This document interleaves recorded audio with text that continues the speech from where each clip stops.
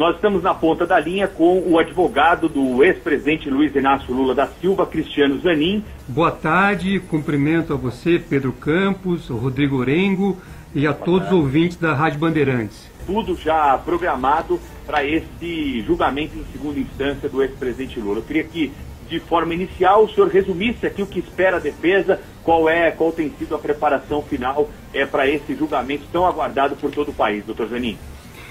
Bom, o julgamento está marcado para o próximo dia 24 e nós da defesa estamos aí preparando o material necessário para levar a esse julgamento, os memoriais que serão entregues aos julgadores, sempre reforçando os argumentos jurídicos que nós já apresentamos no recurso de apelação, mostrando a inocência do ex-presidente Lula, mostrando a necessidade da sentença condenatória ser reformada.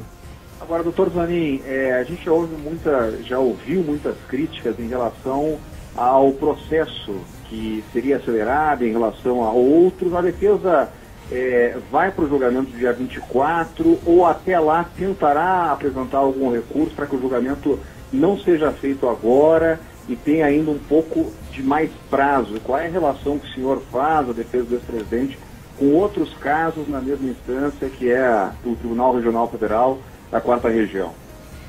Bem, a velocidade de tramitação desse recurso do ex-presidente Lula foi inegavelmente superior a outros recursos que tramitam perante o Tribunal Regional Federal da 4ª Região.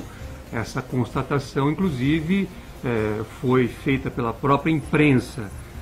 Esse dado a defesa tem conhecimento e está atenta a ele. Evidentemente que nós temos o tempo todo feito avaliações, reavaliações, e esse tema está sempre presente nessas análises. Então, não dá para dizer nesse momento, antecipar uma estratégia de defesa, mas eu posso dizer que efetivamente é um tema que a defesa está atenta e que irá colocar no momento cabível. Doutor Zanin, o senhor terá 15 minutos para uma sustentação oral nesse julgamento do dia 24, assim como defensores de outros também julgados no mesmo dia. Agora, o senhor pode antecipar para a gente qual será o ponto central dessa defesa oral que o senhor fará no dia 24? Evidentemente que esse tempo regimental de 15 minutos é um tempo exíguo e nós tentaremos ali apresentar de uma forma resumida todos os argumentos que foram apresentados no recurso de apelação, que é um recurso que tem quase 500 folhas, mostrando em diversos aspectos equívocos que foram cometidos na sentença que condenou o ex-presidente Lula. Agora, um ponto que me parece muito importante é que depois da sentença, o próprio juiz Sérgio Moro, julgando um recurso que nós apresentamos a ele, um recurso chamado embargos de declaração, ele acabou reconhecendo que nenhum valor de contratos firmados com a Petrobras foi dirigido ao ex-presidente Lula. Essa era uma afirmação feita no início da ação pelos procuradores, inclusive para justificar a escolha do próprio juiz Sérgio Moro para julgar essa ação. Então, na medida em que o próprio juiz, na última decisão que ele proferiu, reconheceu que não há nenhum elemento que possa permitir que recursos da Petrobras foram dirigidos ao ex-presidente Lula, esta é uma constatação, é um fato importante para a defesa, porque de um lado mostra que a ação sequer poderia estar sendo julgada no âmbito da Operação Lava Jato, porque não tem relação com a Petrobras. E de outro lado mostra que a espinha dorsal da acusação que envolvia valores da Petrobras foi destruída a partir de uma afirmação do próprio juiz. Então, esse é um aspecto que certamente estará presente e será abordado pela defesa no momento da sustentação oral. Para a defesa do ex-presidente Lula, é melhor que ele seja julgado no dia 24 e que se resolva essa questão, se comece a resolver essa questão em segunda instância, ou um adiamento desse julgamento é melhor para a estratégia da defesa, doutor Zanin? Olha, nós estamos preparados para apresentar todos os nossos fundamentos, que são fundamentos que, ao nosso ver, demonstram que o único resultado possível da ação é a absolvição do ex-presidente Lula. Então, o que importa para nós é que os juízes tenham conhecimento do processo, tenham conhecimento dos relevantes argumentos apresentados pela defesa e que façam o julgamento no tempo que entendam necessário. O presidente Lula hoje lidera as pesquisas que já foram colocadas, né, e o resultado do julgamento vai ter uma influência direta aí no processo eleitoral. Tendo isso como base, eu gostaria que o senhor, até pela sua experiência, explicasse qual seria o caminho que poderia ser adotado em eventual condenação. O ex-presidente estaria fora do processo eleitoral ou haveria ainda espaço para recurso na segunda instância e, eventualmente, nos tribunais superiores? Bom, o primeiro aspecto é que, para nós da defesa, sob o ponto de vista técnico-jurídico, não há outro resultado possível que não seja a absolvição do ex-presidente Lula. E eu digo isso com muita segurança porque os três elementos centrais da acusação e da própria sentença condenatória não subsistem. Primeiro, como eu disse, que não há recursos da Petrobras dirigidos ao ex-presidente. Segundo, que não há nenhum ato de ofício, um ato da competência do presidente da República beneficiando uma empreiteira que tenha sido identificado. A sentença fala em atos indeterminados. E terceiro, que está demonstrado que o ex-presidente Lula jamais teve a posse ou muito menos a propriedade daquele apartamento triplex que é tido como a vantagem devida. Então, diante desse cenário, nós entendemos que tecnicamente é impossível manter a sentença condenatória. Agora, raciocinando em tese, é evidente que recursos poderão ser ainda interpostos. O Tribunal Regional Federal da 4ª Região não é a instância máxima do Poder Judiciário. Ainda há outras instâncias que poderão tratar do caso se necessário. E a questão eleitoral, na verdade, ela não está em discussão nesse processo. A questão eleitoral, se houver a candidatura do ex-presidente Lula, ela terá que ser discutida no âmbito da justiça eleitoral. Há alguns reflexos do processo penal no processo eleitoral, mas são processos independentes. Então, que devem ser tratados, evidentemente, nas respectivas justiças em que as ações correm. O senhor achou estranho o fato do Tribunal Regional Federal da 4ª Região emitir uma nota pública à imprensa dizendo que o ex-presidente Lula não será preso se vier a ser confirmada a decisão de primeiro grau nesse julgamento do dia 24, por conta ainda de embargos que podem ser apresentados pela defesa, a decisão sendo unânime ou não? Chamou a atenção do senhor o fato dessa preocupação do tribunal por ser um caso de repercussão? Olha, eu penso que, na verdade, não cabe ao tribunal ou a nenhum julgador presumir ou antecipar qualquer tipo de resultado. Então, ao meu ver, o esclarecimento tinha um objetivo técnico de indicar que não seria possível impor de imediato nenhuma medida adicional ao julgamento, mas nós, da defesa, pensamos que realmente não é possível antecipar nenhum resultado, até porque, se for para pensar por antecipação, o único resultado possível, como eu disse, é a absolvição. Do ponto de vista da defesa, não seria melhor, doutor Zanin, que o julgamento ele ficasse restrito lá, à sala de julgamento, sem confusões do lado de fora, organizações, seja de apoio ou de crítica ao ex-presidente? Bom, é preciso lembrar alguns aspectos.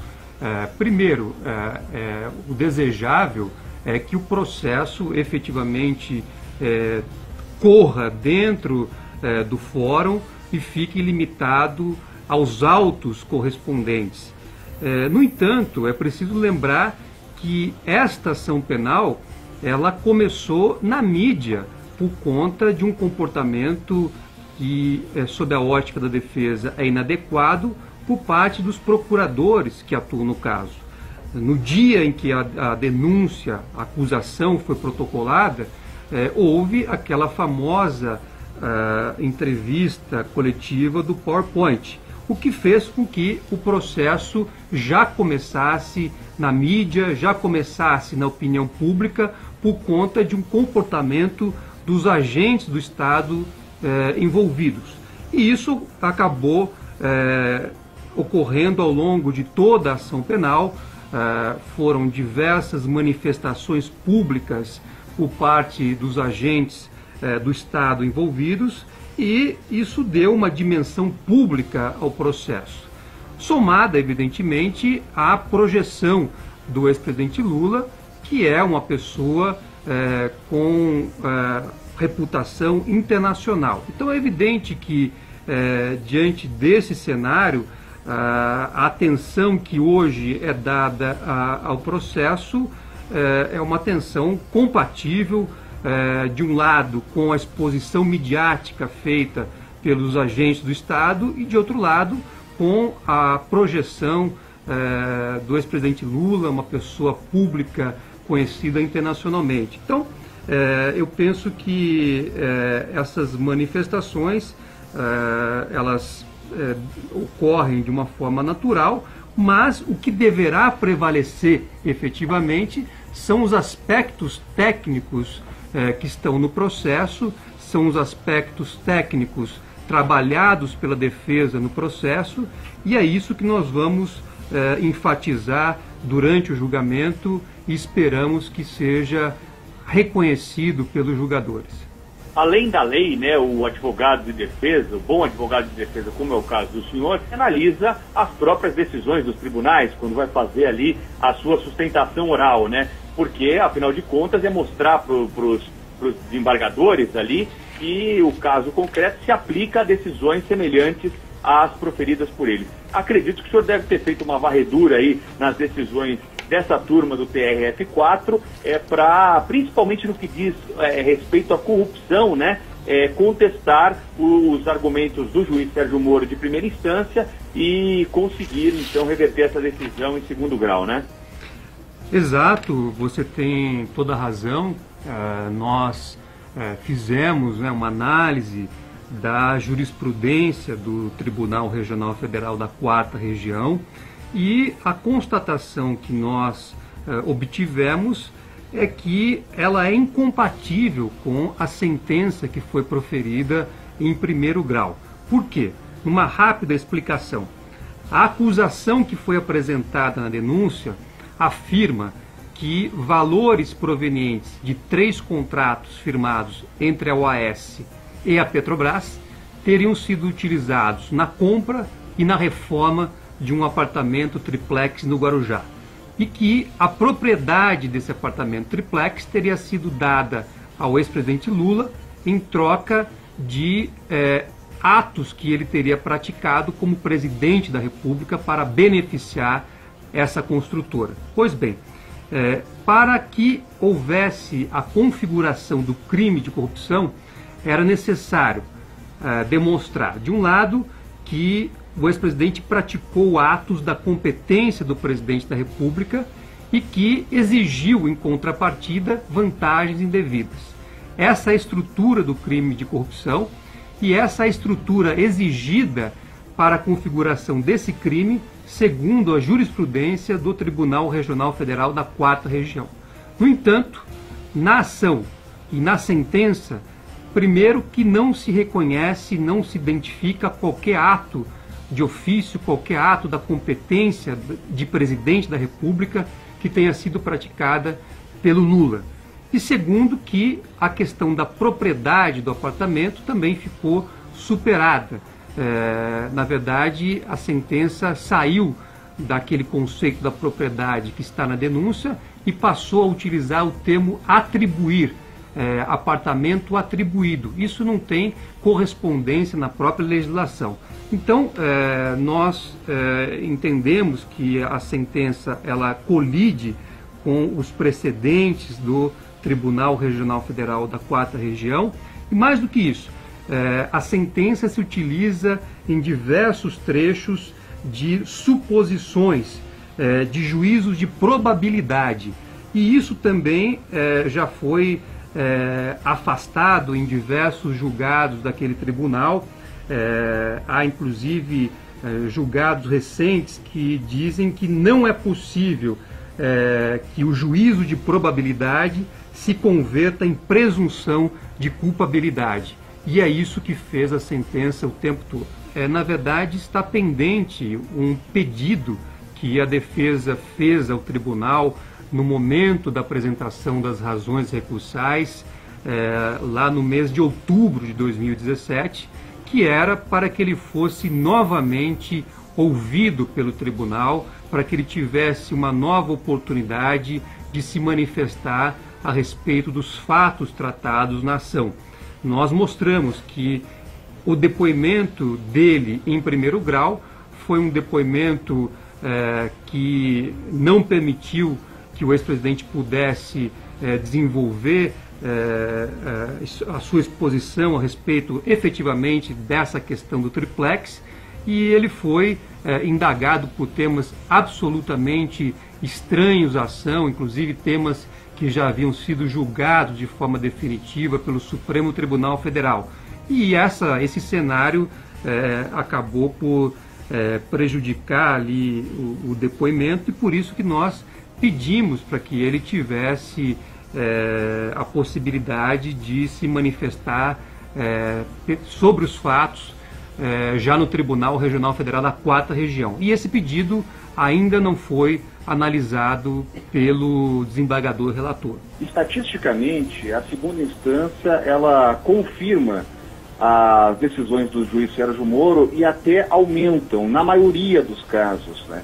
E esses dados estatísticos de alguma forma preocupam a defesa, ou o senhor acredita que outros casos não serão usados, ou históricos aí de decisões do Tribunal Regional Federal não serão usados nesse caso, será um caso jogado à parte de outros já decididos pela Corte? Eu acho que não é possível promover qualquer julgamento estatístico. O que deve ser levado em consideração no julgamento de qualquer ação, principalmente numa ação penal, é a existência de prova da prática de um crime. Então, nenhuma pessoa inocente pode ser condenada com base em dados estatísticos. Cada processo deve ser julgado de acordo com as provas que constam nos autos e, independentemente de haver uma estatística de manutenção ou até de agravamento de penas em outros casos, nesse processo específico do ex-presidente Lula, nós mostramos não só que a acusação não fez a prova da culpa, mas que nós, a defesa, fizemos a prova da inocência.